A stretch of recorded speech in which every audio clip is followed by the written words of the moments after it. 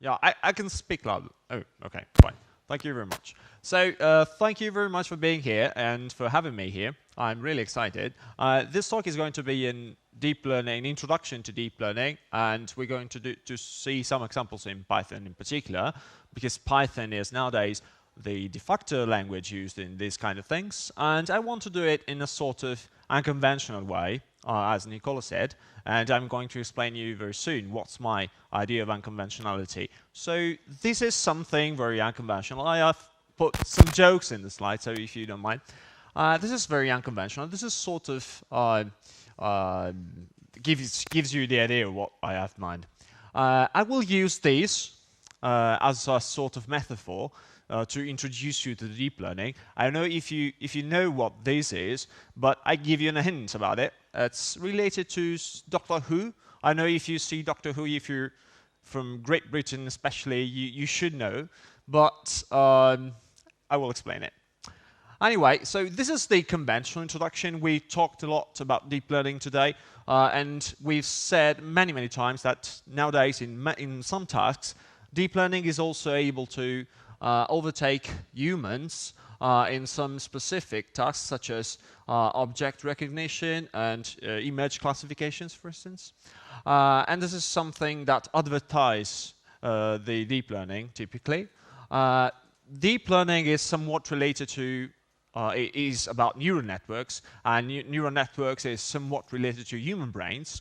So in more specifically, you can say that neural networks is a sort of discrete approximation of the human brain.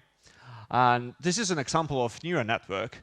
And if you, at a glance, and if you want to describe it using some more specific terms about it, you can say that this is a multi-layer feed-forward neural network. Oh, I'm sorry about that. You can say that it's a multi-layer feed-forward neural network that starts with some input layer on the very left and followed by fully connected layers. Maybe it's not working. Is it? Right, sorry.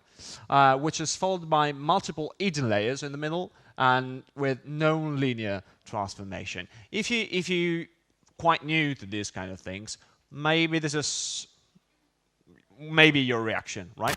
Because you don't really know what I'm talking about. And so typically when you talk about deep learning, you have to learn, and you have to get used to these kind of terms and learn these technicalities. In the very end, when you talk about deep learning, you talk about neural networks. And neural networks are, in a very simple terms, a collection of layers.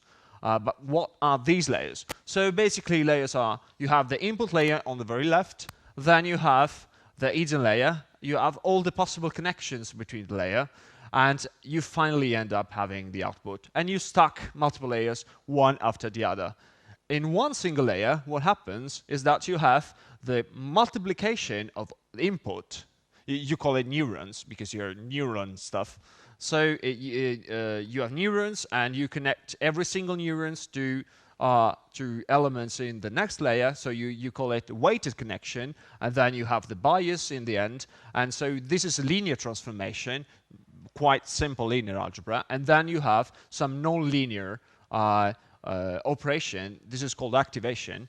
You may have ReLU, for instance, sigmoid function, tan H, hyperbolic tangent, stuff like that. So you combine this linear operation plus non-linear activation, and this is one thing called layer.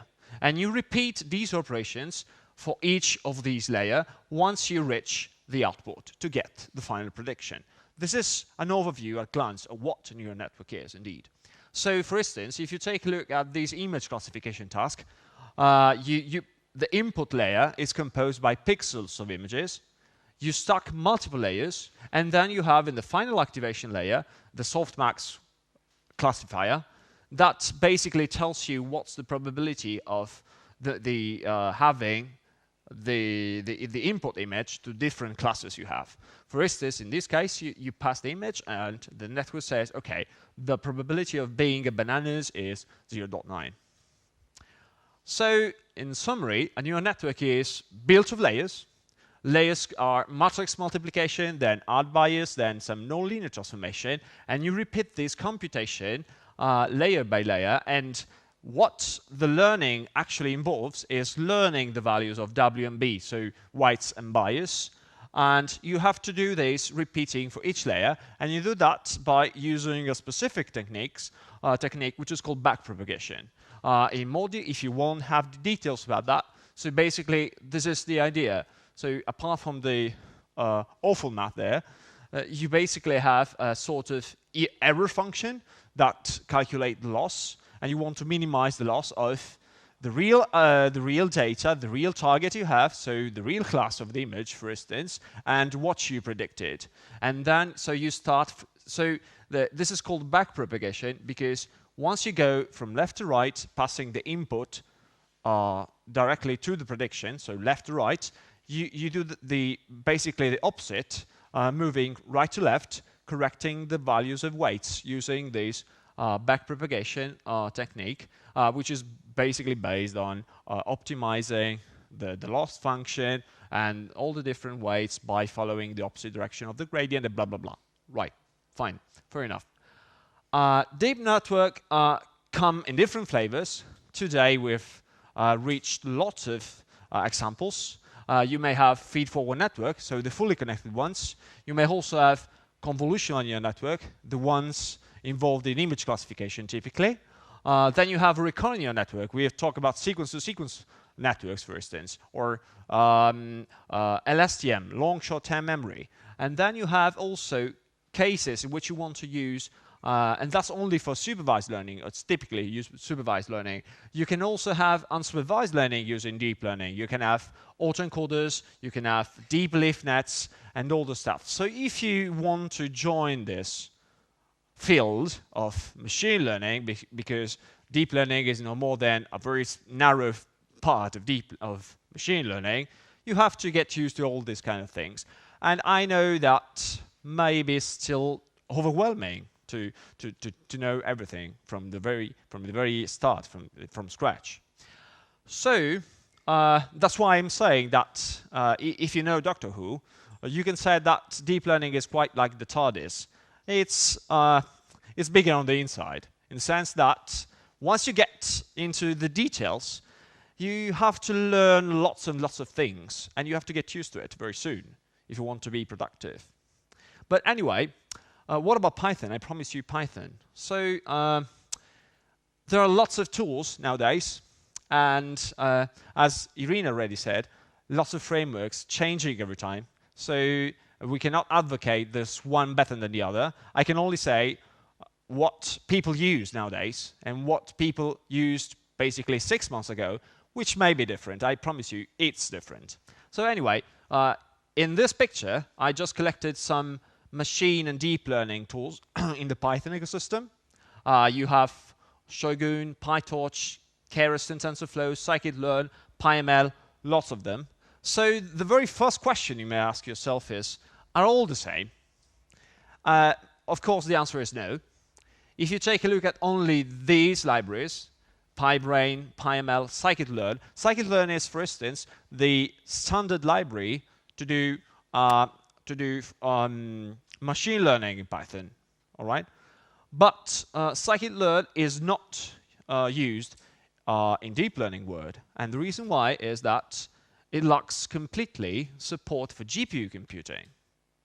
All right, when you hear about deep learning, you typically talk about GPU computing.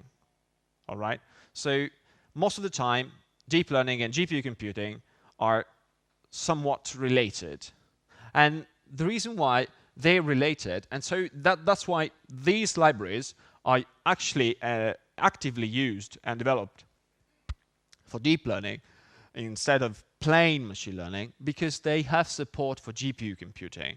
And that's the most important part of my sort of unconventional introduction. I want to tell you why GPU is so related to deep learning. One thing I want you to know, anyway, is that deep learning is no different from machine learning. The difference relies only in the learning models and techniques you used to do the learning.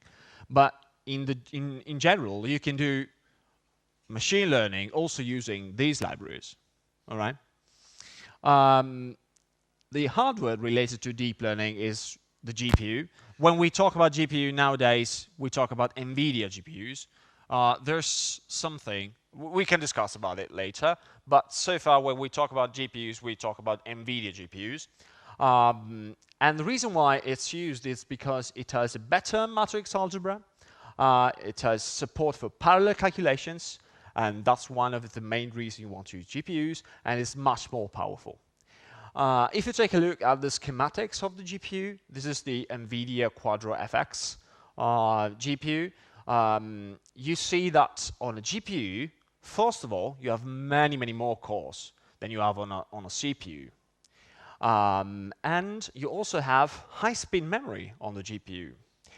If you go into more details, actually, there are some problems because when you do the calculation, there is this overhead of moving data around because you start creating objects in the main memory, and then you want to pass these objects to the memory of the GPU, and these happens using, unfortunately, you probably cannot read it, but the DMA transfer in the upper left corner is based on PCI Express, which is a bus, a physical hardware, a physical wire on the main board of your computer.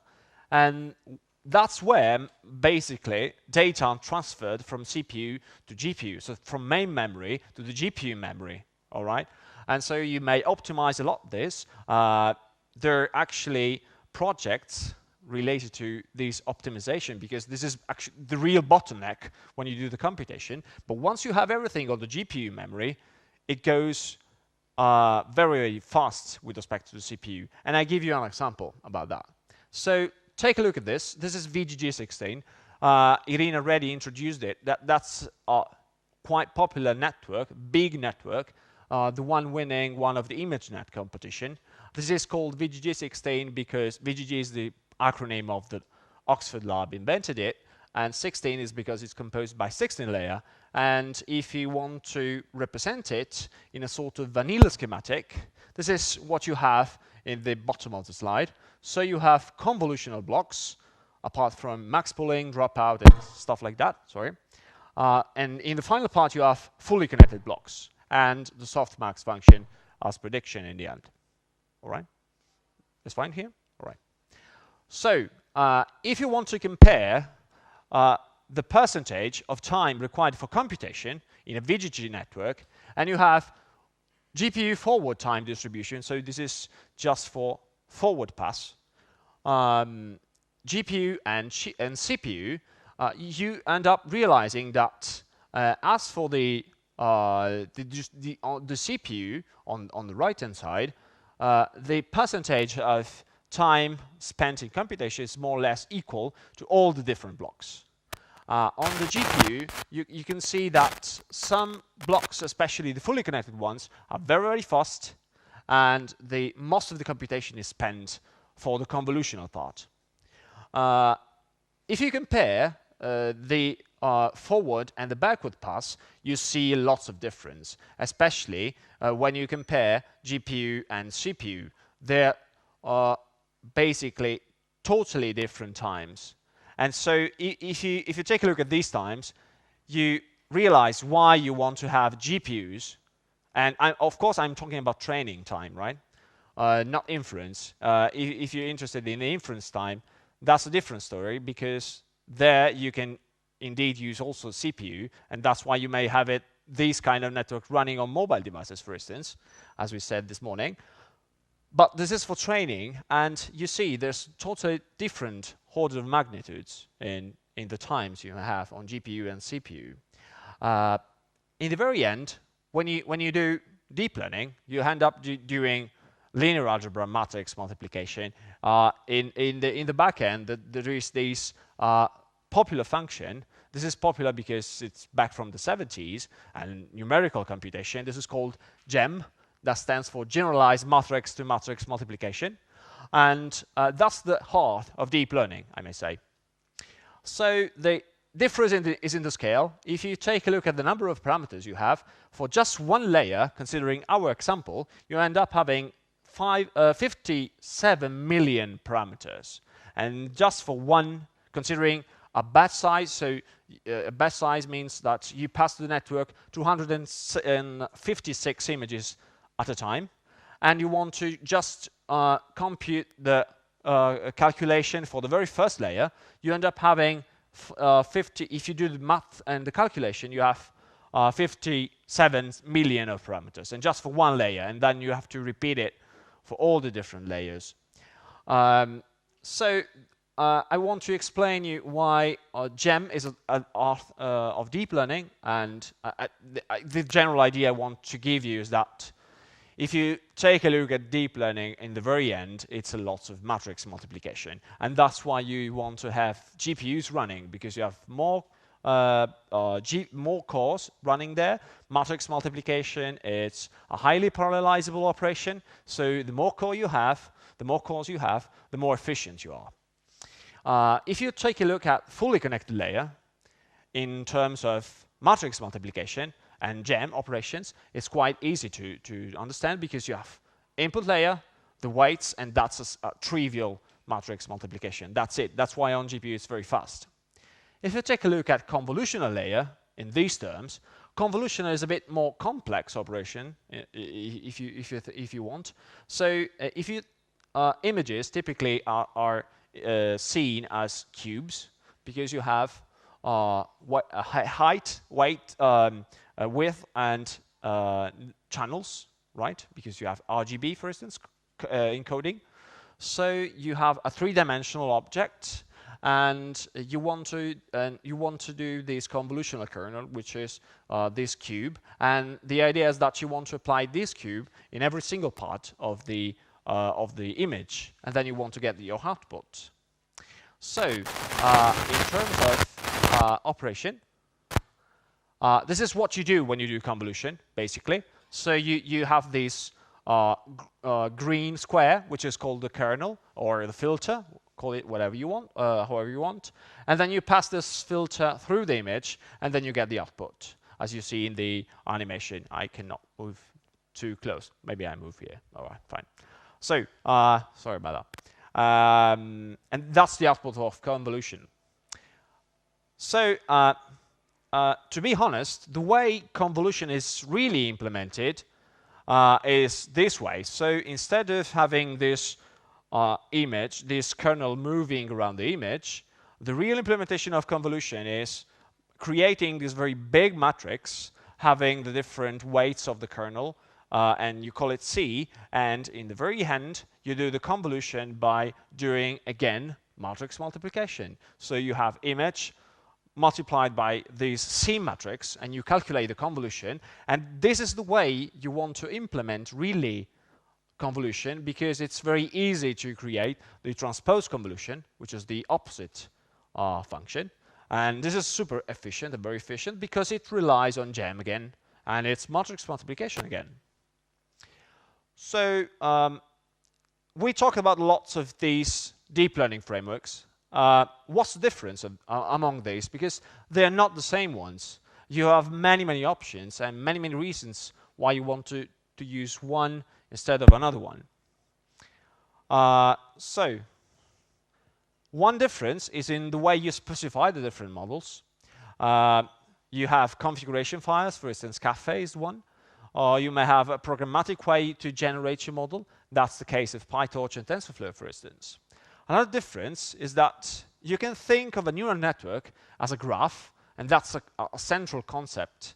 And you may have these, if you think of a network as a graph, you understand that you may have these graph as a dynamic graph or a static graph. I will tell you in a very shortly what's the difference. PyTorch, for instance, and Chainer are the two considering the dynamic graph computation. Static graph computation is Theano, TensorFlow, for instance. So comparing the two, Theano and TensorFlow, Theano is a deep learning library with Python wrapper. TensorFlow is a deep learning library recently open sourced by Google. They're similar in the sense that they both are based on static graph definition. To be honest, TensorFlow strongly got inspiration from Theano. but they're different in the sense that TensorFlow has better support for distributed system. Since TensorFlow is actually a Google product, it has been thought from the very beginning as a tool to do distributed computation. That's one thing that strongly differs the two. And TensorFlow is nowadays a larger community, and that's why TensorFlow is nowadays considered as the core tool for deep learning. If you compare TensorFlow and PyTorch, which is becoming more and more popular nowadays, PyTorch is a deep learning library providing maximum flexibility and speed. And this is very interesting. I think I don't have the time to explain in the very details the difference between the two, but I will really happy to discuss about that in the question time. Very general is that TensorFlow is based on static graph computation, as we said. It has a sort of TensorFlow API, and it has a static compilation and distributed support, and there's this killer application. I will show you some examples, which is called TensorBoard, which is a great visualization tool for your experiments, your neural network experiments. On the other side, Torch and Torch-NN is based on differently on, yes. Yeah, no problem. Yep, all right. So, Torch is based on dynamic graph definition. It has a NumPy-based API, so the API is more intuitive with respect to TensorFlow. And in fact, sometimes it's called NumPy with GPU support. And it's JIT compiled. That's one great feature that makes the difference with TensorFlow that has static computation. So let's give a focus on TensorFlow now. I will give you just the idea on what does it mean to work with TensorFlow. So TensorFlow, as other frameworks in these sets of tools, provides you support for tensor computation. So what actually is a tensor? Formally, a tensor is a multilinear maps from vector space to real numbers. So a scalar is a tensor. A matrix is a tensor, vector is a tensor. But if you talk to a mathematician, math guy, or basically they may argue that a tensor is not just like any multidimensional thing, right? But we can say that an intuitive way to represent a tensor is a multidimensional array. So when we now speak about tensors, we're considering multidimensional arrays, right? So if we want to have a comparison, I don't know if you're into NumPy, but if you want to do a comparison of the APIs between NumPy and TensorFlow, in case you don't know, NumPy is the standard Pythonic numerical library. So if you want to do numerical computation in Python running on CPU with no distributed support, you can have NumPy, and you must use NumPy. So if you take a look at the similarities and differences of the API, for instance, if you want to create a multidimensional array in NumPy of zeros, 2 times 2, that's the API, which is exactly the same one in TensorFlow. If you want to do sum in NumPy, you have to call it reduce sum. So as I told you, it's a sort of NumPy-ish API. It's not very equal to NumPy, but it's sort of. You have shape on NumPy side, you have get shape on TensorFlow side, so on and so forth. Maybe one that is relevant is the dot product. You have dot function on NumPy, and you have matmul for some reason in TensorFlow, but that's exactly the same operation. So one very difference from TensorFlow and NumPy is that TensorFlow requires explicit evaluation. And so far, if you take a look at the API, they basically look very similar. So maybe if you're not very into it, you're not getting why you want to use TensorFlow instead of using NumPy, for instance, apart from the GPU. Well, if you do this, if you import NumPy and TensorFlow, and you create this 2 times 2 matrix of zeros, and you want to print it in NumPy, this is just Python and NumPy, this is what you get, right? Expected, no problem. If I want to do the same with the same API in TensorFlow and you want to print it, this is instead what you get. This is just a tensor object of that shape with no value in it yet. Because TensorFlow requires what is called explicit evaluation. So you have to evaluate the tensor object and then you get the value. This is because TensorFlow is based on this idea that a machine learning algorithm may be represented as a complex graph of operations. You have this graph which is called data flow graph. In this graph, each node represents an operation, so a matrix addition, matrix multiplication, whatever you want. And each edge is a multidimensional tensor, is a multidimensional data set represented as a tensor, on which these operations are performed. In more details, nodes are instantiation of an operation with a number of inputs which is equal or greater than 2, and the output must be greater than or equal to 0. And edges may be divided into categories. You have data edges, so tensors carrying actual data, and dependency edges, so edges controlling the dependencies of the operation, right? So the internal representation of all the operations applied on the machine learning algorithm in TensorFlow is basically represented as a graph of operations. This is an example of sets of operations for logistic regression. I will show you in more details this in the next slides.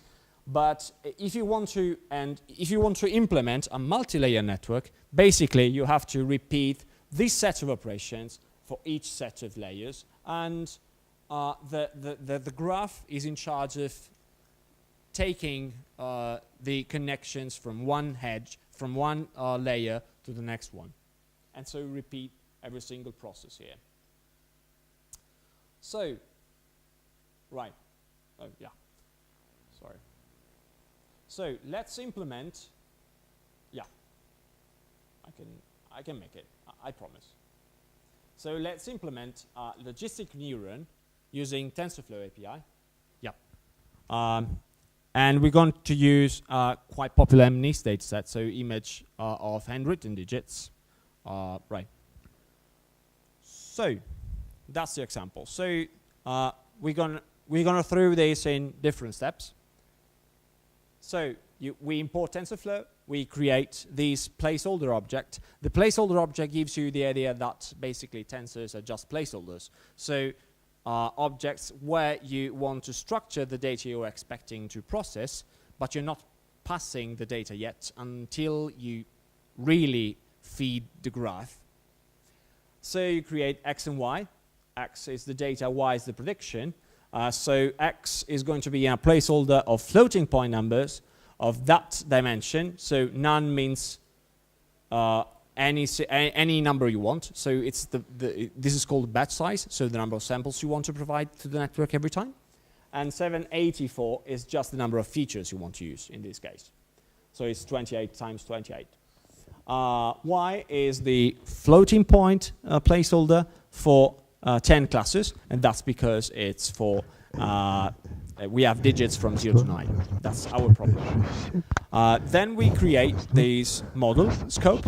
So I just organize this code in different scopes. I will give you an idea very soon why do you want to do that in TensorFlow. So we create the variables for W and B, which are actually the learning parameters, what we want to learn during the learning process.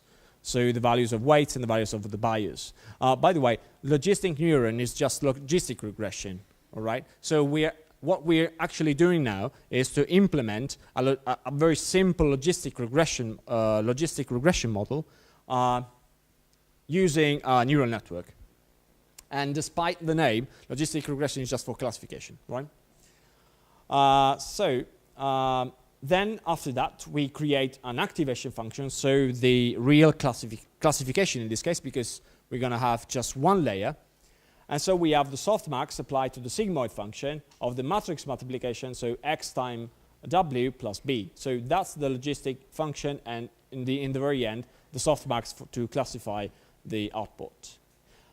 We then add this instructions, these are the summary operation, and we're telling TensorFlow that during this computation, it must collect information about calculating the histogram of the weights and the bias, and have to take the log of all the scalar operation for the mean weights and the mean bias. So these are information that will be included in a very interactive log you have in TensorFlow, which is called TensorBoard.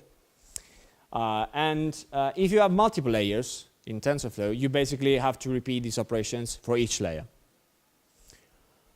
Then you have the cost function you want to minimize. And so in this case, it's just cross entropy, and the cost is just this bunch of instructions. So we want to reduce, so we calculate the cost is the mean of the sum of all the cross entropy along the different indices of the tensor we have.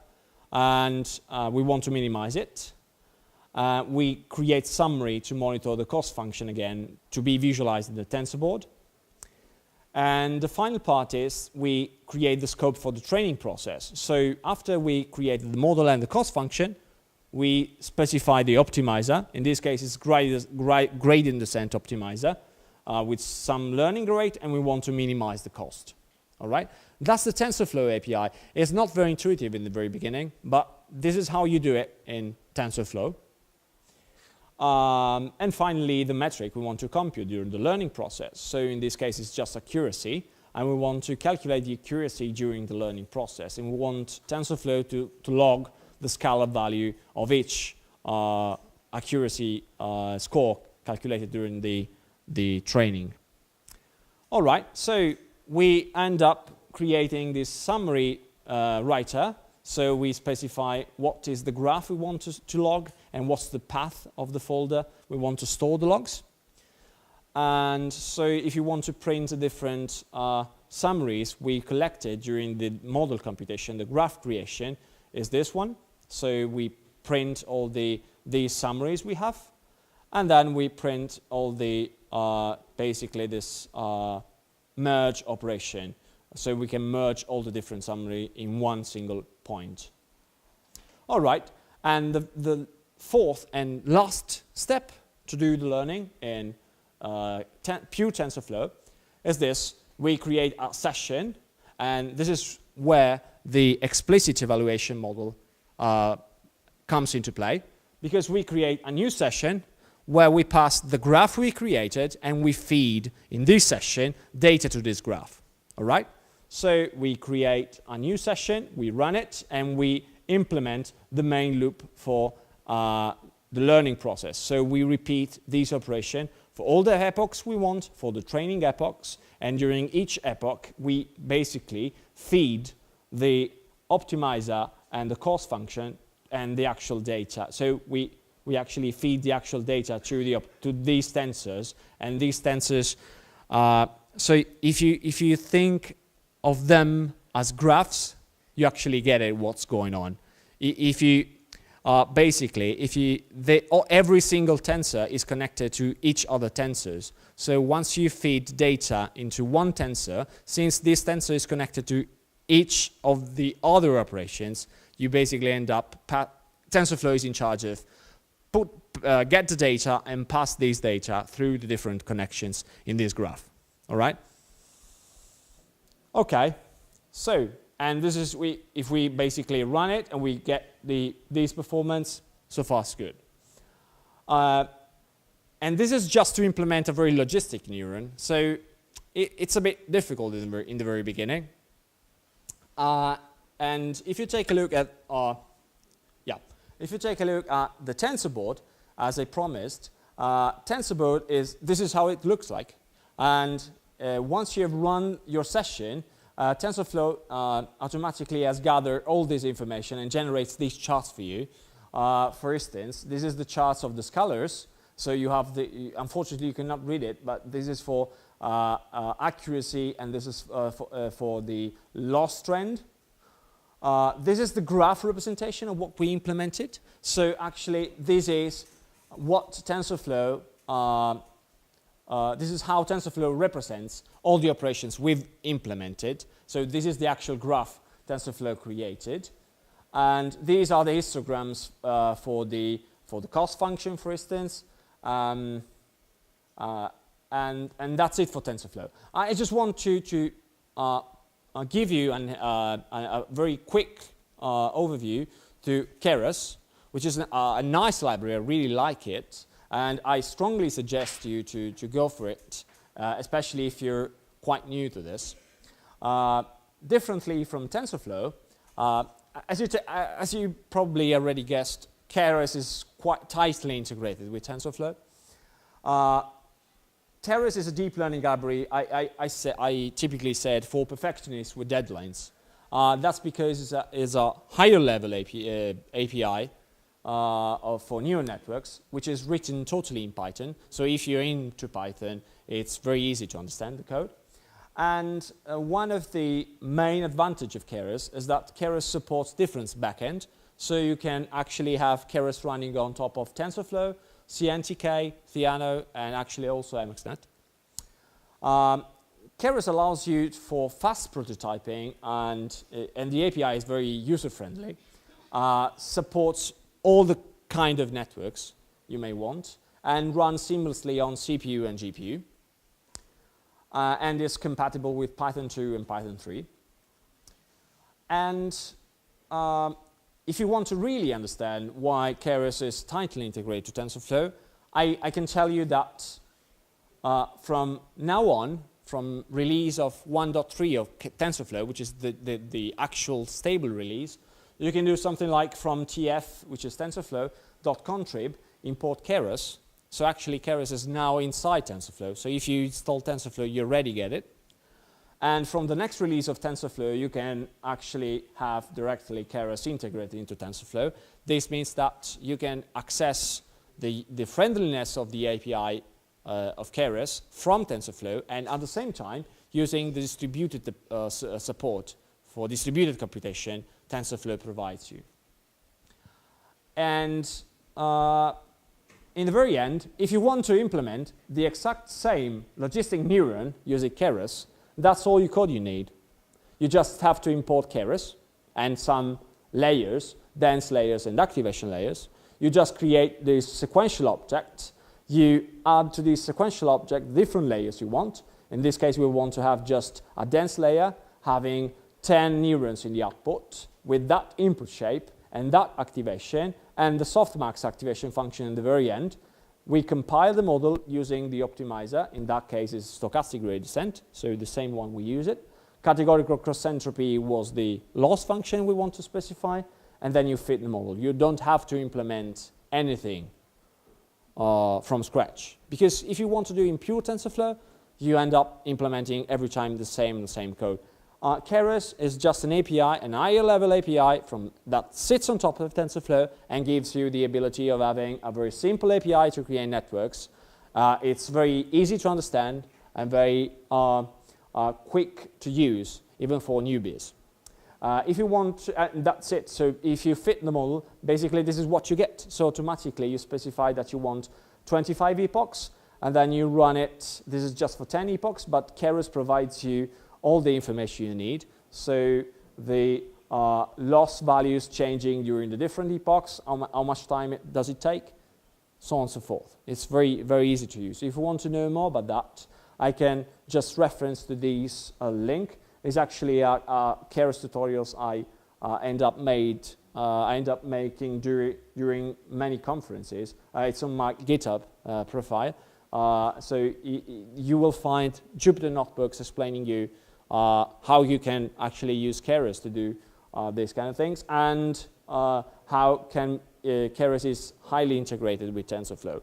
So for instance, operating through Keras with the Tensor board, which is quite nice to have. And so that's it. This is all I have. And if you have any questions, we'll be happy to reply and answer. Thank you very much.